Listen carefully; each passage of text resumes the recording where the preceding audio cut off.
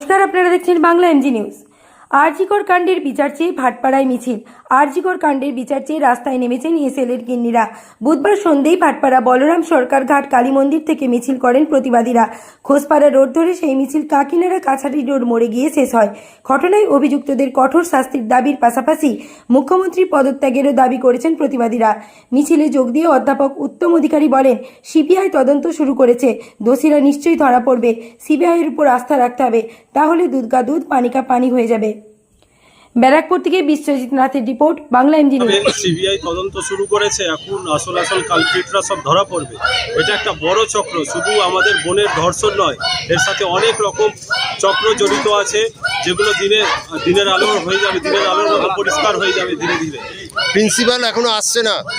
Principal হচ্ছে একটা আস্ত চোর, মানে ওর থেকে বড় জোচ্চোর বাংলার ইতিহাসে এরকম কোনো চিকিৎসক পাওয়া যাবে না যে যেখানে বিধানচন্দ্র রায় জন্মগ্রহণ করেছে সেখানে আবার এরকম সন্দীপ ঘোষের মতো লোক যে চোর চিটিংবাজ ধর্ষককে সাহায্য করে তারা আবার জন্মগ্রহণ করেছে। পশ্চিমবঙ্গের পক্ষে এর থেকে খারাপ কিছু হতে পারে না।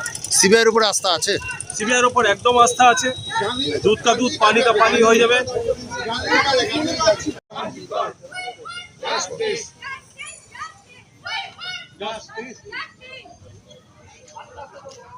উনিও একটা মহিলা হয়ে যদি মহিলার প্রতি কোনো বিচার করতে না পারেন তো উনাকে পথ ছেড়ে নিচে নেমে আসতে হবে। পদত্যাগ চাইছেন? হ্যাঁ, একদম। আর বিচার ব্যবস্থাকে নিয়ে কি বলবেন? বিচার ব্যবস্থা অনেক খারাপ। এ তো আজ আপনি রেগুলার দেখে যাচ্ছেন, ভোটের পর থেকে কি অবস্থা, আপনার লকডাউন পর থেকে কি অবস্থা। আমি তো বলবো উনার প্রশাসন একদম খারাপ। আমি এটাই দেবো, উনাকে অনেক কাজ করা উচিত। আপনার নাম? হয়েছে খুব খারাপ, খুব নিন্দনীয় অপরাধ হয়েছে। এটার উপর যদি উনি কাজ না করেন উনাকে